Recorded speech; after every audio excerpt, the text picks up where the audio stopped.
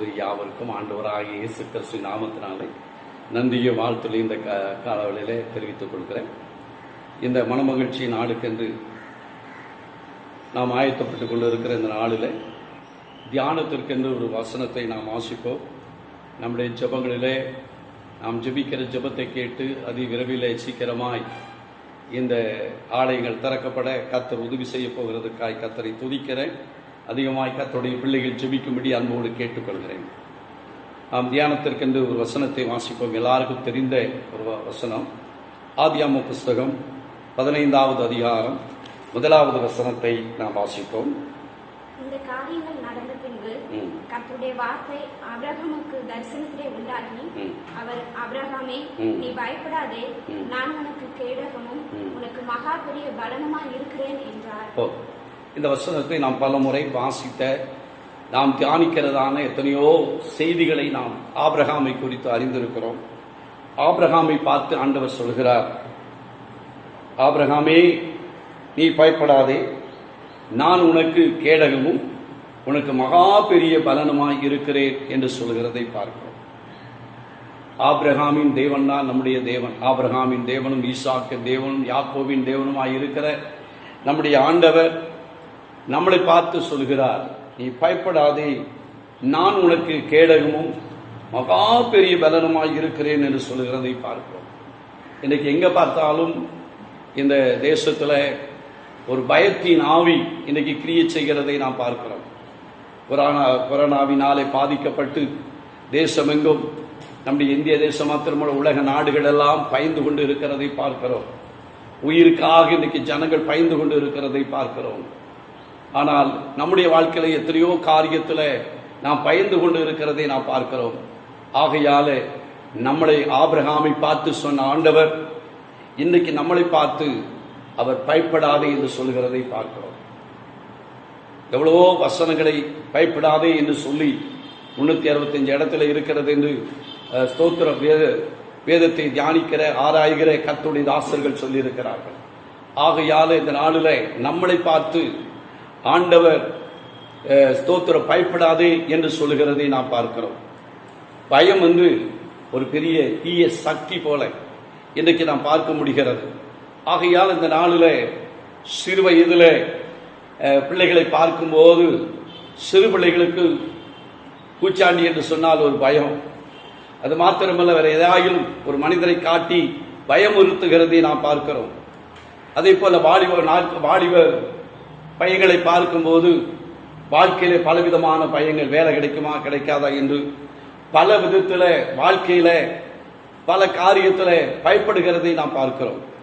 அதே போல முதிர் வயது ஆனவர்களை பார்க்கும்போது அவர்களும் பயப்படுகிறதை பார்க்கிறோம். ஒரு கல்லு தட்டி கீழே விழுந்துருவோமோ, மரித்து போவோமோ, வயதாகிவிட்டது என்று சொல்லி பயப்படுகிற அநேகரை நாம் பார்க்க முடிகிறது. இன்றைக்கு பயந்து கொண்டிருக்கிற கர்த்தருடைய பிள்ளையே, ஆண்டவர் நம்மை பார்த்து நீ பயப்படாதே என்று ஆபிரகாமை பார்த்து சொன்னது போல இன்றைக்கும் ஆண்டவர் நம்மளை பார்த்து பயப்படாதே என்று சொல்கிறதை பார்க்கிறோம். கர்த்தருக்கு மகிமை உண்டாவதாக. யோபின் புஸ்தகத்தில் 3வது அதிகாரம் 25வது வசனத்தில் நான் வாசிக்கும் போது யோபு சொல்கிறார், நான் பயந்த காரியம் எனக்கு நேரிட்டது என்று சொல்கிறார். எதை குறித்து அவர் பயந்தார்? தன்னுடைய பிள்ளைகள் மரித்து விடுவார்களோ, நம்முடைய சொத்து சுகமெல்லாம் போய்விடுமோ என்று சொல்லி, எல்லாரும் சொந்த பந்தமெல்லாம் ஸ்தோத்திரம் இழந்து விடுவோமோ என்று பல விதத்தில் யோபு பயந்ததுனால அவர் என்ன பயந்தாரோ அந்த பயந்த காரியம் அவருடைய வாழ்க்கையில நிறைவேறும். அதனால கர்த்தருடைய பிள்ளைகளாக இருக்கிற நாம் எத்தனை வைரஸ் வந்தாலும் சரி, எத்தனை பஞ்சங்கள் வந்தாலும் சரி, ஆனால் நாம் பயப்பட வேண்டிய அவசியம் இல்லை. தேவன் ஸ்தோத்திரம் ரட்சிக்கப்பட்ட கர்த்தருடைய பிள்ளைகளுக்கு அவர் ஒரு கேடகமாய் இருக்கிறார், மகா பெரிய பலனுமாய் இருக்கிறேன் என்று ஆபிரகாமுக்கு சொன்னது போல கர்த்தர் நமக்கு அப்படிப்பட்ட ஸ்தோத்திரம் பலனை கர்த்தர் தந்திருக்கிறபடினாலே நாம் எந்த மனுஷனுக்கோ எந்த மனுஷிக்கோ எந்த விதமான கொள்ளை நோய்களுக்கோ நாம் பயப்படாதபடிக்கு நாம் மிகுந்த எச்சரிக்கையோடு இருக்க வேண்டிய காலத்தில் வந்திருக்கிறோம். நான் அடிக்கடி ஒரு கதை சொல்வேன். ஸ்தோத்திரம், ஒரு துறவியிடத்தில் போய் ஒரு எலி கேட்டுதான், ஸ்தோத்திரம், பூனை என்னை விரட்டுகிறது, ஆகையால ஸ்தோத்திரம் என்ன வேற ஏதாயிலும் மாற்றும் என்று சொல்லும் போது அது சிரிப்புக்கு சொல்லுகிற ஒரு கதையா இருந்தாலும் அதில் காரியம் உண்டு. ஆனால் உடனே அந்த துறவி செய்தாராம், உன்னை பூனையாய் மாற்றுகிறேன் என்று சொல்லி பூனையாய் மாற்றினாராம். ஸ்தோத்திரம். ஏன்னா பூனை முதல்ல துரத்துனதுனால பூனை துரத்துதுன்னு சொன்னாலும் உன்னை பூனையை மாத்திருதுன்னு மாத்தியாச்சு. இப்ப பூனையாய் மாற்றப்பட்டு நல்ல ரோட்ல போயிட்டு இருந்ததான். அப்ப திடீர்னு பார்த்தா நாய் துரத்த ஆரம்பித்ததாம் பூனையை பார்த்து. ஐயோ நம்மளை நாய் துரத்துது என்று சொல்லி பயந்து அந்த அந்த துறவிடத்துல போய் அந்த பூனையாய் மாற்றப்பட்ட அந்த எலி கேட்டதாம், எனக்கு பயமா இருக்கிறது, நான் எங்க போனாலும் நாய்கள் என்னை துரத்துகிறது என்று சொல்லி. அப்போ உன்னை நாயாய் மாற்றுகிறேன் என்று. ஸ்தோத்திரம். நாயாய் மாற்றுகிற காட்டு பக்கத்தில் அந்த நாய் போகும்போது திடீர்னு சொல்லி அங்கே ஒரு புலி விரட்ட ஆரம்பித்ததாம். உடனே அந்த துறவிடத்தில் ஓடி வந்து சொன்னதாம், என்னை நாயா மாற்றினீர்கள், ஆனால் புலியா மாத்திட்டா, ஏன்னா புலிக்கு பயந்து நான் ஓடி வந்து விட்டேன், என்னை புலியாய் மாற்றும் என்று சொன்னதாம். உடனே புலியாய் மாறி, ஆனால் இது காட்டுக்குள்ளே போக ஆரம்பித்ததாம். அங்கே வேட்டைக்கு வந்தவர் துப்பாக்கி வைத்து அங்குமாய் சுடுதை பார்த்த உடனே பயந்து போய் ஸ்தோத்திரம் புலி அந்த துறவிடத்தில் வந்து சொன்னதாம், ஐயோ மனிதன் துப்பாக்கி வைத்து என்னை சுட்டு தள்ளிவிடுவான், பயமா இருக்கிறது என்று நான் போய் சொல்லுவோம் என்று சொல்லி அந்த துறவிடத்தில் வரும்போது துறவி அவர் பயந்து ஓடிவிட்டாராம். இப்படிதான் இன்னைக்கு நடக்கிறதை பார்க்கிறோம். ஸ்தோத்திரம். இந்த டிவியில நான் பார்த்து கொண்டு இருக்கும் போது அமெரிக்காவில் இப்ப கண்டுபிடித்து இருக்கிறார்களாம், இந்த வைரஸ்னால ஸ்தோத்திரம் பேசினாலேயே ஒருவருக்கு பேசும்போதே அந்த வைரஸ் மற்றவங்களுக்கு தொட வேண்டாம், வேற ஏதாயிலும் செய்ய வேண்டாம், ஆனா பேசினாலே வந்துவிடும் என்று சொல்கிறார்கள். இப்படி பல விதத்தில் பயமுறுத்தி கொண்டு இருக்கிறதை பார்க்கிறோம். ஆனா கர்த்தருடைய பிள்ளைகளாய் இருக்கிற நாம் பயப்பட வேண்டிய அவசியம் இல்லை. எதை குறித்தும் நாம் பயப்பட வேண்டிய அவசியம் இல்லை. ஒரு 5 காரியத்தை, பயத்தை நாம் மேற்கொள்வது எப்படி, நமக்குள்ள வருகிற அந்த பயத்தை மாற்றுவது எப்படி என்று சொல்லி நான் ஒரு 5 காரியத்தை சொல்லுகிறேன். முதலாவது காரியம், பயத்தை நம்மை விட்டு அப்புறப்படுத்த வேண்டுமானால் ஸ்தோத்திரம், பாவத்தை நம்மை விட்டு அப்புறப்படுத்த வேண்டும். ஆதியாகம புஸ்தகம் 3வது அதிகாரம் 10வது வசனத்தை நாம் வாசிப்போம். ஆதாம் ஏவாளை குறித்ததான காரியங்கள். அதற்கு அவன் நான் தேவனுடைய சத்தத்தை தோட்டத்திலே கேட்டு நான் நிர்வாணியாய் இருப்பதினால் பயந்து ஒளிந்து கொண்டேன் என்றார். யாரை? ஆதாம். அப்போ எப்போது ஆண்டவருடைய சத்தத்தை அவர்கள் கேட்டு கேட்டு பழகினவர்கள் தான். ஆனா ஒரு நாள் ஆண்டவருடைய சத்தத்துக்கு கீழ்ப்படியாதனால அவர்கள் எதை வேண்டாம் என்று ஒதுக்கி ஆண்டவர் சொன்னாரோ அந்த கனியை அவர்கள் புசித்ததுனால, பாவம் செய்ததுனால இன்னைக்கு அவர்கள் ஒளிந்து கொண்டதை பார்க்கிறோம். ஸ்தோத்திரம். ஆகையால கர்த்தருடைய பிள்ளைகளாய் இருக்கிற நாம் நம்முடைய வாழ்க்கையில ஒரு மனிதனுக்குள்ளே பயம், பாவம் இருக்குமானால் அவனுக்குள்ளே நிச்சயமாகவே அவனுக்குள்ளே பயமுள்ள ஆவி உண்டாகும். ஆகையால கர்த்தருடைய பிள்ளைகளாய் இருக்கிற நாம் எந்த பாவமான செயல்களுக்கு நாம் ஈடுபடுவோமானால் நிச்சயமாகவே நம்முடைய வாழ்க்கையில ஒரு பயப்படுகிற ஒரு காரியம் உண்டாகும். ஸ்தோத்திரம். இன்றைக்கு மனிதன் துணிகரமாய் பாவம் செய்கிறதை பார்க்கிறோம். பாவம் செய்துவிட்டு கடைசி நேரத்தில் இதிலிருந்து எப்படியாயிலும் விடுதலை கிடைக்காதா என்று எண்ணுகிறதை பார்க்கிறோம். இதை பாவத்தை நம்மை விட்டு அப்புறப்படுத்தும் போது, ஒரு பரிசுத்தமான ஒரு வாழ்க்கை நமக்குள்ளே காணப்படும் போது நாம் எதை குறித்து பயப்பட வேண்டிய அவசியம் இல்லை.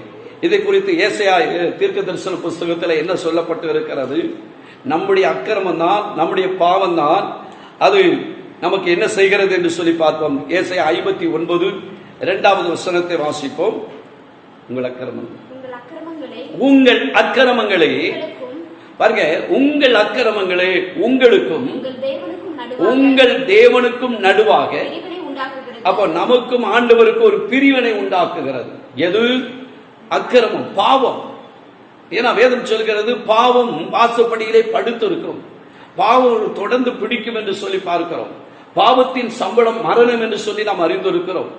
ஆகையால் ஒரு மனுஷனுக்குள்ளே பாவம் இருக்குமானால் அவங்களுக்குள்ளே எப்போது ஒரு பயம் இருந்து கொண்டே இருக்கும். ஆகையால நம்முடைய பாவத்தை நம்மை விட்டு அப்புறப்படுத்துவோமானால் நம்முடைய வாழ்க்கையில நாம் பயமில்லாதபடிக்கு சொல்வார்கள், மடியில கணம் இருந்தாதான் பயப்படணும் அப்படிமாங்க. ஆகையால நம்முடைய ஜீவியத்திலே பாவம் இருக்குமானால் நாம் பயப்பட வேண்டியதா இருக்கும். ஆகையால கர்த்தருடைய பிள்ளைகளாய் இருக்கிற நாம் நம்முடைய பாவத்தை நம்மை விட்டு அப்புறப்படுத்துவோமானால் நிச்சயமாக நாம் பயமில்லாத ஒரு வாழ்க்கை வாழ முடியும் என்று சொல்லி வேதம் சொல்கிறது. நீதிமொழிகள் 28:13 நாம் வாசித்தோமானால் அங்கே தன் பாவங்களை மறைக்கிறவன் வாழ்வடைய மாட்டான், அவைகளை அறிக்கை செய்து விட்டு விடுகிறவனோ இரக்கம் பெறுவான் என்று எழுதப்பட்டிருக்கிறது. வாசிப்போம், சங்கீதம் 31:12 வாசிப்போம். அங்கே தாவீது பாவம் செய்த போது அவன் சொல்லுகிற காரியங்கள் 31:10 வாசிங்க. என் பிராணன் சஞ்சலத்தினாலும் என் வருஷங்கள் தவிப்பினாலும் கழிந்து போயிற்று. என் அக்கிரமத்தினாலே, தாவீது சொல்லுகிற என்னுடைய அக்கிரமத்தினாலே என் பலன் குறைந்து. அப்போ ஸ்தோத்திரம், ஏன் சரீரத்துல பலன் குறைகிறது? தன்னுடைய அக்கிரமத்தினாலே பலன் குறைந்து என் எலும்புகள் உலர்ந்து போயிற்று என்று தாவீது சொல்லுகிறதை பார்க்கிறோம். அவன் பாவம் செய்தனால் 51 சங்கீதம் 4வது வசனத்துல அவன் புலம்புகிறதையும் பார்க்கிறோம். ஆகையால நீங்க வீட்டுல வாசிச்சு பாருங்க. 1 யோவான் 1வது அதிகாரம் 9வது வசனம் 7வது வசனத்தெல்லாம் நாம் வாசித்து பார்ப்போமானால் கர்த்தருக்கு ஸ்தோத்திரம், பாவத்தினால உண்டாகிற காரியங்களை குறித்து நாம் பார்க்கிறோம். அப்ப தேவ பிள்ளைகளாய் இருக்கிற பாவத்தை நம்மை விட்டு அப்புறப்படுத்தினால் நமக்குள்ளே பயத்தை நாம் மேற்கொள்ள முடியும். ஆகையால கர்த்தருடைய பிள்ளைகள் கர்த்தருக்கு ஸ்தோத்திரம் எதை குறித்து பயப்படாதபடிக்கு நாம் பாவத்திலிருந்து விடுதலை பெற்றவர்களாய் நாம் ஜீவிப்போமானால் கர்த்தருக்கு ஸ்தோத்திரம். இன்னைக்கு உலக தேசத்தெல்லாம் பாருங்க, குட்டியில நெறியில எல்லா தேசங்களிலும் இன்றைக்கு கர்த்தருக்கு பயப்படுகிற பயம் இல்லாததுனால, பாவத்தை பட்சத்தினரா பருகி கொண்டு இருக்கிறதுனால இன்னைக்கு உயிருக்கு பயந்து கொண்டு இருக்கு. ஒவ்வொரு நாளும் பயந்து வாழ்கிறதை பார்க்கிறோம். ஆகையால கர்த்தருடைய பிள்ளைகள் நாம் பயப்பட வேண்டிய அவசியம் இல்லை. ஆகையால பாவத்தை மேற்கொள்ள வேண்டுமானால் ஸ்தோத்திரம் நாம் செய்ய வேண்டிய காரியம் என்னென்று சொன்னால் கர்த்தருக்கு ஸ்தோத்திரம், நாம் தேவனுக்கு ஒவ்வொரு நாளும் நாம் பயந்து ஜீவிக்கிறவர்களாய் இருக்க வேண்டும். பாவத்தை அப்புறப்படுத்துகிறவர்களாய் இருக்க வேண்டும். ஸ்தோத்திரம். ஏன்னா வேதம் சொல்லுகிறது போல, சொன்னது போல, பாவத்தை மறைக்கிறவன் வாழ்வடைய மாட்டான், அவைகளை அறிக்கை செய்து விட்டு விடுகிறவன் இரக்கம் பெறுவான் என்று சொல்லி நம் நீதிகளில் வாசிக்கிறோம். ஆகையால் அப்படிப்பட்ட காரியத்தை செய்வோம். ஸ்தோத்திரம், அப்புறப்படுத்தி நாம் ஆண்டவருக்கென்று பயப்படாமல் வாழ்வோம். 2வது காரியம் ஸ்தோத்திரம், பயமில்லாதபடிக்கு இந்த உலகத்திலே நாம் வாழ வேண்டுமானால் சங்கீதம் 34வது சங்கீதம் 4வது வசனத்தை நாம் வாசிப்போம். சங்கீதக்காரர் சொல்லுகிறார், நான் கர்த்தரை தேடினேன், அவர் எனக்கு செவி கொடுத்து என்னுடைய எல்லா பயத்தையும் நீங்களாக்கி விட்டார். பயத்தை மேற்கொள்வது எப்படி, பயத்தை நம்மளை விட்டு அப்புறப்படுத்துவது எப்படி என்று சொன்னால், நான் கர்த்தரை தேடினேன், அவர் என்ன செய்தாரா? எனக்கு என்ன செய்தார்? செவி கொடுத்தார். அவர் என்னுடைய எல்லா பயத்திலிருந்து என்னை நீங்களாக்கி விட்டார் என்று சொல்லுகிறதை பார்க்கிறோம். அப்ப 2வது காரியம், கர்த்தருக்கு நமக்குள்ள வருகிற, நம்முடைய குடும்பத்துக்குள்ள வருகிற, நம்முடைய தனிப்பட்ட வாழ்க்கையில வருகிற பயத்தை மேற்கொள்ள வேண்டுமானால் கர்த்தரை சரியாய் நாம் தேடுகிறவர்களாய் இருக்க வேண்டும். ஸ்தோத்திரம். கர்த்தரை சரியா தேடாம எந்த மனுஷனானாலும் சரி, மனுஷியானாலும் சரி, எந்த ஊழியக்காரனாலும் சரி, ஊழியக்காரராக இருந்தாலும் சரி, யாராய் இருந்தாலும் சரியாய் கர்த்தரை தேடவில்லை என்று சொன்னால் ஒவ்வொரு நாளும் பயந்துதான் ஜீவிக்க வேண்டியதாக இருக்கும். கர்த்தருடைய பிள்ளைகளாய் இருக்கிற நாம் நம்முடைய பயத்தை நம்மை விட்டு அப்புறப்படுத்த வேண்டுமானால் கர்த்தரை சரியாய் தேட வேண்டும். அவரை கண்டறியத்தக்க சமயத்தில் நாம் தேட வேண்டும் என்று கர்த்தருடைய வார்த்தை சொல்லுகிறது. ஆகையால் கர்த்தருடைய பிள்ளைகள் கர்த்தரை சரியா நாம் தேடுவோமானால், நீங்க வீட்டில் வாசி பாருங்க, சங்கீதம் 105வது சங்கீதம் 3வது வசனத்தை நாம் வாசித்தோம். ஆனால் கர்த்தரை யார் உண்மையாய் தேடுகிறார்களோ அவருடைய இருதயம் மகிழும் என்று எழுதப்பட்டு இருக்கிறது. சங்கீதம் 34:10 வாசித்தோம். ஆனால் கர்த்தரை யார் தேடுகிறார்களோ அவர்களுக்கு ஒரு நன்மையும் குறைவிடாது என்று சொல்லி பார்க்கிறோம். எஸ்ராவிலே 8வது அதிகாரம் 22வது வசனத்தில் நாம் வாசிப்போம். ஆனால் கர்த்தரை தேடும் போது எல்லாமே நமக்கு நன்மையாகவே இருக்கும் என்று சொல்லுகிறதை பார்க்கிறோம். சாலமனை குறித்து அங்கே தாவீது சாலமனை குறித்து சொல்கிற 1 நாளாகமும் 28வது அதிகாரம் 9வது வசனத்தை வாசிப்போம். 1 நாளாகமும் 28:9வது வசனத்தை வாசிப்போம். என் குமாரனாகிய சாலமோனே, உன் பிதாவுடைய தேவனை நீ என்ன செஞ்சிருக்காய்? அறிந்து பாருங்க, உத்தம இருதயோடு. இன்னைக்கு எல்லாரும் தேடுதான், ஆண்டவரை தேடுதான் சொல்லுறாங்களே தவிர உத்தம இருதயத்தோடு தேடல. உத்தம இருதயத்தோடு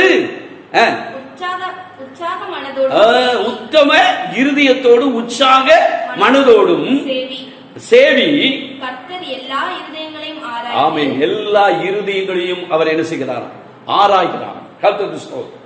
அப்ப கர்த்தரை தேடினால் தென்படுவார். அவரை விட்டு விட்டால் அவர் உன்னை என்ன செய்வார்? விட்டு விடுவார் என்று எழுதப்பட்டிருக்கிறது. ஆகையால கர்த்தருடைய பிள்ளைகளாக இருக்கிற நாம் இரண்டாவது கர்த்தரை தேடும் போது எல்லா பயத்துக்கும் நம்மை நீங்களாக்கி அவர் விடுவிக்கிறவராக இருக்கிறார். மூன்றாவது காரியம், ஸ்தோத்திரம், நம்முடைய பயத்தை நம்மை விட்டு அப்புறப்படுத்த வேண்டுமானால் நாம் செய்ய வேண்டிய காரியம் என்ன என்று சொல்லி லூக்கா சுவிசேஷம் 8வது அதிகாரம் 24வது வசனமும் 25வது வசனத்தையும் நாம் வாசிப்போம். லூக்கா 8:24-25. அவரிடத்திலே வந்து படகிலே அவர்கள் பயணம் புறப்பட்டு போய் கொண்டு இருக்கிறார்கள். ஸ்தோத்திரம். ஆண்டவர் அந்த இடத்திலே படுத்து இருக்கிறதை பார்க்கிறோம். ஸ்தோத்திரம். முன்னணியிலே அவர் படுத்து இருக்கிறார்.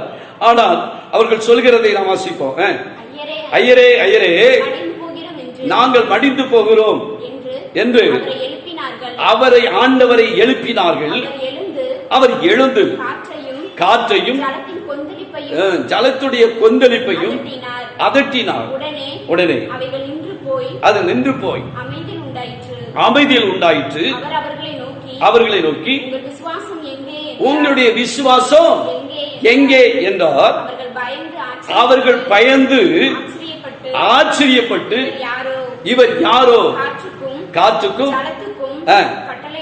கட்டளையிடுகிறார், இவருக்கு கீழ்ப்படுகிறதே என்றார்கள், சொல்லிக் கொண்டார்கள். கர்த்தருக்கு ஸ்தோத்திரம் உண்டாவதாக. அப்ப மூன்றாவது காரியம், பயம் நம்மளை விட்டு போக வேண்டுமானால், பயத்திலிருந்து நாம் மீட்கப்பட வேண்டுமானால், மூன்றாவது காரியம் நம்முடைய வாழ்க்கையில விசுவாசம் உள்ளவர்களா இருக்க வேண்டும். உண்மையாய் ஆண்டவர் மேல யார் விசுவாசம் வைக்கிறார்களோ அவருடைய வாழ்க்கையில பயத்திலிருந்து நிச்சயமாய் விடுதலை பெறுவார்கள். கர்த்தருக்கு ஸ்தோத்திரம் உண்டாவதாக. ஆகையால இந்த வார்த்தையை கேட்கிற கர்த்தருடைய பிள்ளைகளா இருக்கிற நாம் ஆண்டவர் மேல நாம் விசுவாசம் இருக்குமானால் ஒரு தெய்வீக பலனை கர்த்தர் நமக்கு நிச்சயமாய் தருவார். கர்த்தருக்கு ஸ்தோத்திரம் உண்டாவதாக. இன்னைக்கு ஒவ்வொருவரும் பயந்து நடுங்கிக் கொண்டு இருக்கிற காலத்தில் வந்திருக்கிறோம். ஆகையால கர்த்தருடைய பிள்ளைகள் எதை குறித்து நாம் பயப்பட வேண்டிய அவசியம் இல்லை. ஆனால் கர்த்தரை நாம் விசுவாசிப்போமானால், இங்கே அந்த படகில இயேசு இருக்கிறார். கர்த்தருக்கு ஸ்தோத்திரம். இவர்களுடைய காரியத்தை அவர் பரிசித்து பார்த்து கொண்டு இருக்கிறார். ஐயோ என்று சொல்லி அலறுகிறதை பார்க்கிறோம். மடிந்து, ஐயரே நாங்கள் மடிந்து போகிறோம் என்று சொல்கிறதை பார்க்கிறோம். ஆகையால கர்த்தருக்கு ஏன் உங்களுக்கு விசுவாசம் இல்லாமல் போயிற்று என்று ஆண்டவர் கேட்கிறார். ஆகையால கர்த்தருடைய பிள்ளைகளாக இருக்கிற நாம் கர்த்தருக்கு ஸ்தோத்திரம், நம்முடைய விசுவாசம் ஒரு நாளும் குறைந்து போகக்கூடாது. கர்த்தருக்கு ஸ்தோத்திரம் உண்டாவதாக. ஆகையாலே கர்த்தருடைய பிள்ளைகளாக இருக்கிற நம்முடைய பயத்தை மேற்கொள்ள வேண்டுமானால் ஆண்டவர் மேல ஒரு அசைக்க முடியாத ஒரு விசுவாசம் நமக்கு தேவை. வேதத்தில் வாசிக்கும் போது மார்க் 5:36 வாசிக்கும் போது ஆண்டவர் சொல்லுகிறார். வாசிக்க பார்ப்போம். 5:36 வாசிப்போம்.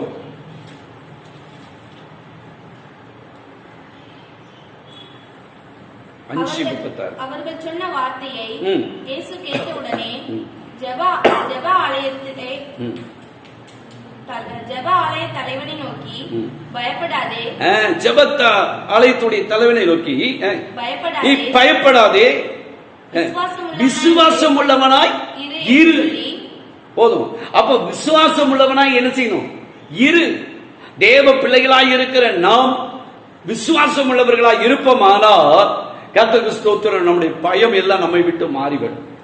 ஆகையால கர்த்தருடைய பிள்ளைகளாய் இருக்கிற நாம் ஸ்தோத்திரம், இந்த நாட்களில் விசுவாசத்தோடு நாம் வீடுகளில் இருந்தாலும் ஆண்டவர் என்னைக்காவது பட்னியா போட்டிருக்காரா? ஆனாலும் எப்படியாகிலும் விசுவாசத்தோடு ஆண்டவரை நம்பி நாம் வீடுகளை இருந்தாலும் ஒவ்வொரு நாளும் நம்மை போஷித்து பராமரித்து நம்மை ஆண்டவர் நடத்துகிறாரே இல்லையா? ஸ்தோத்திரம். இதெல்லாம் குறித்து நாம் பயப்பட்டோம். எப்படிதான் இந்த மாசம் ஓட்ட போறோமோ, அடுத்த மாசம் ஓட்ட போறோம்னு கடந்த 2 மாதமாய் நம்முடைய குடும்பத்தை ஆண்டவர் அற்புதமாய் அதிசயமாய் விசுவாசத்தோடு கூட கர்த்தருக்கு ஸ்தோத்திரம் வீட்டிலே நாம் இருந்தாலும் ஆண்டவர் நம்மை நடத்தவில்லையா? ஆகையால கர்த்தருடைய பிள்ளைகள் எதை குறித்து நீ பயப்பட வேண்டிய அவசியம் இல்லை. என்ன செய்ய வேண்டும்? ஆண்டவர் மேல நாம் விசுவாசமாய் இருக்க வேண்டும். ஆண்டவர் மேல விசுவாசமாய் கர்த்தருக்கு ஸ்தோத்திரம். நீங்க மத்தேயு 21:22 நீங்க வாசிச்சு பாருங்க. எபிரேயர் 11:33 35 வசனம் வரைக்கும் நாம் வாசித்தோமானால் ஒரு விசுவாச பட்டியலையே நாம் பார்க்கிறோம். விசுவாசத்தினால பழைய ஏற்பாடு பரிசுத்தவான்கள், புதிய ஏற்பாட்டில் உள்ளவர்கள் எல்லாம் கர்த்தருக்கு ஸ்தோத்திரம் எந்த வனமாய் ராஜ்யத்தை ஜெயித்தார்கள், எப்படி வாழ்ந்தார்கள் என்று சொல்லி நாம் அதில் பார்க்க முடிகிறது. ஆகையால கர்த்தருடைய பிள்ளைகள் நாம் ஆண்டவர் மேல ஒரு நல்ல விசுவாசம் உள்ளவர்களாய் காணப்படும். 4வது காரியம், இந்த 2 காரியத்தை சொல்லி முடிக்கிறேன். 4வது காரியம், பயம் நம்மை விட்டு அப்புறப்பட வேண்டுமானால் நாம் செய்ய வேண்டியது 1 யோவான் 4வது அதிகாரம் 18வது வசனத்தை வாசிப்போம். பாருங்க, அன்பிலே பயம் இல்லை. பயம் எது? இன்னைக்கு அநேகருக்கு உண்மையான அன்பு இல்லை, மாய்மலமான அன்பு, கள்ள மனம் திரும்புதலினுடைய அன்பை பார்க்கிறோம். அப்போ அன்பிலே என்ன இல்லையா? பயம் இல்லை. பூரண அன்பு பயத்தை என்ன செய்யுமா? புறம்பை தள்ளும். அப்போ உண்மையான ஒரு தெய்வீக அன்பு கர்த்தருடைய பிள்ளைகளிடத்திலே காணப்படுமானால் அவர்கள் பயப்பட வேண்டிய அவசியம் இல்லை. ஒரு பூரண அன்பு இருக்குமானால் அது பயத்தை என்ன செய்யுமா? பின்னால தள்ளுமா, புறம்பை தள்ளும். ஆகையால ஒரு உண்மையான அன்பு இன்னைக்கு அநேக வாழ்க்கையில பாருங்க, கணவனிடத்தில் சரியான அன்பு இல்லை, மனைவிடத்தில் அன்பு இல்லை, பிள்ளைகளிடத்தில் அன்பு இல்லை, சொந்த பந்தத்தில் அன்பு இல்லை. அன்பில்லாத உலகத்தில் வாழ்ந்து கொண்டு இருக்கிறோம். ஆனால் அன்பில்லாமல் நாம் வாழ்வோமானால் ஒவ்வொரு நாளும் பயந்துதான் நாம் ஜீவிக்க வேண்டியதாக இருக்கும். அன்புதான் பயத்தை அது புறம்பை தள்ளக்கூடியதா இருக்கிறது. ஆகையால கர்த்தருடைய பிள்ளைகளாய் இருக்கிற நாம் ஒவ்வொரு நாளும் தெய்வீக அன்புனாலே நாம் நிரப்பப்படுவோமானால், இந்த தெய்வீக அன்பு நமக்குள்ளே வருமானால், நம்முடைய இருதயத்துக்குள்ளே வருமானால் பயத்துக்கு இடமே கிடையாது. அதை குறித்து அதே 1 யோவான் அதுல 4வது அதிகாரம் 19வது வசனத்தை வாசிப்போம். 4:19. அவர் முந்தி நம்மிடத்தில் அன்பு கூர்ந்தபடியால், ஆண்டவராகிய இயேசு கிறிஸ்து முந்தி நம்மிடத்திலே அன்பு கூர்ந்தபடியால் நாமும் அவரிடத்தில் அன்பு கூறுகிறோம். நாமும் அவரிடத்திலே அன்பு கூறுகிறோம். தேவனிடத்தில் அன்பு கூறுகிறேன் என்று, தேவனிடத்திலே அன்பு கூறுகிறேன் என்று ஒருவன் சொல்லியும் தன் சகோதரனை பகைத்தால் அவன் பொய்யன். தான் கண்ட சகோதரனிடத்தில் அன்பு கூறாதவன், கூறாமல் இருக்கிறவன் தான் காணாத தேவனிடத்தில் எப்படி அன்பு கூறுவான்? இன்னைக்கு எல்லாம் மாய்மலமான அன்பா இருக்கிறது. ஆகையாலே நம்முடைய பயம் நம்மளை விட்டு மாற வேண்டுமானால், பயமுள்ள வாழ்க்கை மாற வேண்டுமானால் ஒரு தெய்வீக அன்பு நமக்குள்ளே, உண்மையான சுத்தமான ஒரு அன்பு நமக்குள்ளே காணப்படுமானால் நம்முடைய பயம் எல்லாவற்றையும் கர்த்தர் அப்புறப்படுத்துவார். கர்த்தருக்கு ஸ்தோத்திரம் உண்டாவதாக. ரோமர் 5:5 வாசிக்கும் போது இந்த அன்பு நமக்குள்ள இந்த தெய்வீக அன்பை எப்படி தருகிறார் என்று சொல்லி பார்த்தால் அது பரிசுத்த ஆவியினால்தான் உண்டாகுமா. வாசிப்போம், 5:5 வாசிப்போம். ரோமர் 5:5. மேலும் நமக்கு அருளப்பட்ட பரிசுத்த ஆவியினாலே தேவ அன்பு நம்முடைய இருதயங்களிலே என்ன செய்கிறது? ஊற்றப்பட்டு. தேவ அன்பு இருதயத்திலே ஊற்றப்பட வேண்டும். அந்த நம்பிக்கை ஒரு நாள் நம்மை வெட்கப்படுத்தாது. இதுதான் ஒரு தெய்வீக அன்பு. ஆகிய அந்த தெய்வீக அன்பு நம்மிடத்தில் இருக்குமானால் ஸ்தோத்திரம், பயத்தை நாம் மேற்கொள்ள முடியும். அன்பு கர்த்தருக்கு ஸ்தோத்திரம் பயத்தை புறம்பே தள்ளக்கூடியதாக இருக்கிறது. ஆகையால் கர்த்தருடைய பிள்ளைகள் உண்மையாய் நேசிக்கிறவர்கள் உண்மையாய் நாம் நேசிப்போம். மாய்மலமாய் நேசிக்கிற ஸ்தோத்திர முகஸ்துதிக்காக நேசிக்கிற அனுவெல்லாம் மாறி உண்மையாய் நாம் ஸ்தோத்திரம் தேவனிடத்திலும் மனிதனிடத்திலும் நாம் அன்பு கூறுவோமானால் நிச்சயமாய் நம்முடைய பயம் எல்லாவற்றையும் கர்த்தர் மாற்றி போடுவார். 5வது காரியம், 2 தீமோத்தேயுவின் புஸ்தகம், நான் முடிக்கிறேன். 2 தீமோத்தேயு 1வது அதிகாரம் 7வது வசனத்தை வாசிப்போம். 2 தீமோத்தேயு 1 அதிகாரம் 7வது வசனம். தேவன் நமக்கு பயமுள்ள ஆவியை தேவன் நமக்கு பயமுள்ள ஆவியை கொடாமல் பலமும் பலமும் அன்பும் தெளிந்த புத்தியும் உள்ள ஆவியை கொடுத்திருக்கிறார். ஆமென். அப்போ இந்த பயம் நம்ம விட்டு மாற வேண்டுமானால் பரிசுத்த ஆவியுடைய நிறைவு நமக்கு தேவை. நமக்கு பயமுள்ள ஆவியை கொடுக்கல. கர்த்தருக்கு ஸ்தோத்திரம். வெள்ளிக்கிழமை பயப்படுகிற ஆட்கள் உண்டு, செவ்வாய்க்கிழமை பயப்படுகிற ஆட்கள் உண்டு, ஒரு சின்ன எலுமிச்சம்பழம் வாசலுக்கு முன்னால கிடந்துட்டா பயப்படுகிற ஆட்கள் உண்டு, சோத்திரம் சாப்பிடும்போது யாரும் பார்த்துட்டா கொதி விழுந்துன்னு பயப்படுகிற ஆட்கள் உண்டு. பல விதத்தில் இன்னைக்கு பயப்படுகிறதை பார்க்கிறோம். தேவ பிள்ளைகளாய் இருக்கிற நாம் கர்த்தருக்கு ஸ்தோத்திரம், நாம் பயமுள்ள ஆவி அல்ல, பலமுள்ள ஆவியை கர்த்தர் தந்திருக்கிறார். அந்த பரிசுத்தாவின் அபிஷேகத்தை நாம் பெற்றிருக்கிறபடினால கர்த்தருக்கு ஸ்தோத்திரம், தேவ பிள்ளைகளாய் இருக்கிற நாம் பயத்தை நம்மை விட்டு அது அப்புறப்படும். ஆகையால அதுக்கு இன்னொரு வசனம் கூட வாசிப்போம். ரோமர் 8வது அதிகாரம் 15வது வசனத்தை நாம் வாசித்து முடிப்போம். அந்தபடி பயப்படுகிறதற்கு நீங்கள் பாருங்க, பயப்படுகிறதற்கு நாம் என்ன பெறல, அடிமைத்தனத்தின் ஆவியை பெறாமல் அப்பா பிதாவே என்று அழைக்கிற புத்திர சுவிகாரத்தின் ஆவியை நமக்கு என்ன செய்கிறார், தந்தை பெற்றிருக்கிறார். நாம் பெற்றிருக்கிறோம். அப்பா பிதாவே என்று அழைக்கிற புத்திர சுவிகாரத்தின் ஆவியை நாம் பெற்றிருக்கிறபடினால எதை குறித்து நாம் பயப்பட வேண்டிய அவசியம் இல்லை. கர்த்தருக்கு ஸ்தோத்திரம் உண்டாவதாக. ஆகையால் 5 காரியத்தை மிக சுருக்கமாய் உங்கள் மத்தியில் சொல்லியிருக்கிறேன். நம்முடைய பயத்திலிருந்து பயத்தை நாம் மேற்கொள்ள வேண்டுமானால், இன்னைக்கு பல விதத்திலே நாம் பயந்து கொண்டு இருக்கிறோம் அல்லவா, இந்த பயத்தை நம்ம விட்டு அப்புறப்படுத்த வேண்டுமானால் இந்த 5 காரியத்தை நம்முடைய வாழ்க்கையில செய்வோமானால் பயம் நம்ம விட்டு தானாய் ஓடிவிடும். முதலாவது, பாவம் நம்முடைய வாழ்க்கையில காணப்படக்கூடாது. பாவத்தை நாம் அப்புறப்படுத்துகிறவர்களாய் இருக்கணும். 2வது, உண்மையாய் கர்த்தரை தேடுகிறவர்களாய் இருக்க வேண்டும். 3வது காரியம், விசுவாசத்தில் பலன் கொண்டவர்களாய் நாம் காணப்பட வேண்டும். கர்த்தருக்கு ஸ்தோத்திரம். எல்லா காரியத்திலும் ஆண்டவர் மேல விசுவாசமா இருக்கணும். 4வது காரியம், ஒரு தெய்வீக அன்பை நமக்குள்ளே கொண்டு வர வேண்டும். 5வது காரியம், பரிசுத்த ஆவியுடைய நிறைவு நமக்குள்ள இருக்க வேண்டும். எப்போது பரிசுத்த ஆவிக்குள்ளே நாம் நிரம்பி இருப்போமானால் நம்மளை தொட முடியாது, நம்மளை அசைக்க முடியாது. நம்முடைய தலையில் இருக்கிற மூடி கூட நம்ம கீழே விழுவதற்கு ஆண்டவர் அனுமதி கொடுக்க மாட்டார். ஆகையால் இப்படிப்பட்ட காரியத்தை கர்த்தர் நமக்கு செய்வாராக. எல்லாரும் கண்களை மூடி நாம் ஜெபிப்போம். ஸ்தோத்திரம் ஆண்டவரே, நன்றியோடு கொடுமை துதிக்கிறோம். பரலோக பிதாவே, இந்த நல்ல கால வேளையில நம்முடைய திருமுகத்தை நோக்கி நாங்கள் பார்க்கிறோம். ஆண்டவரே கர்த்தாவே, உமக்கு ஸ்தோத்திரிக்கிறோம். இந்த மனமகிழ்ச்சி நாளை ஆண்டவரை அனுசரிக்கிற ஒவ்வொரு தேவ பிள்ளைகளுக்காய் இந்த வார்த்தையை தந்தபடினால் உமக்கு நன்றி செலுத்துகிறோம் ஐயா. பயத்திலிருந்து நாங்கள் விடுதலை பெறுவதற்கு, பயத்தை நாங்கள் மேற்கொள்வதற்கு ஆண்டவரே நீர் கொடுத்த 5 காரியங்களுக்காக நாங்கள் ஜெபிக்கிறோம் ஐயா. ஆண்டவரே, ஆபிரகாமை பார்த்து நீ பயப்படாதே என்று சொல்லி நான் உனக்கு மகா பெரிய ஸ்தோத்திரம் கேடகமாய் இருக்கிறேன் என்று சொன்னீரே. ஆண்டவரே, பலனும் கேடகமாய் இருக்கிறேன் என்று சொன்ன ஆண்டவர் ஆபிரகாமின் தேவன் நீர் என்னுடைய தேவனாய் இருக்கிறபடினால ஆண்டவரே உமக்கு ஸ்தோத்திரம். எல்லா பயத்தின் ஆவிகளை கர்த்தர் அப்புறப்படுத்தும்படியா ஜெபிக்கிறோம். தேசத்தை ஆண்டவரை பயமுறுத்தி கொண்டிருக்கிற இந்த கொள்ளை நோயிலிருந்து ஒவ்வொரு ஜனங்களும் மீட்கப்படும்படியாய் கூட ஜெபிக்கிறோம். ஆண்டவரை ஒருவரை கூட ஆண்டவரை இந்த வியாதி ஆண்டவரே துதிக்கிறோம், இந்த வைரஸ் தொடாதபடிக்கு ஆண்டவரே நீர் காத்துக்கொள்வீராக என்று ஜெபிக்கிறோம் ஐயா. எல்லா பயத்தின் ஆவிகளை கர்த்தர் மாற்றிப்படுவீராக என்று ஜெபிக்கிறோம்.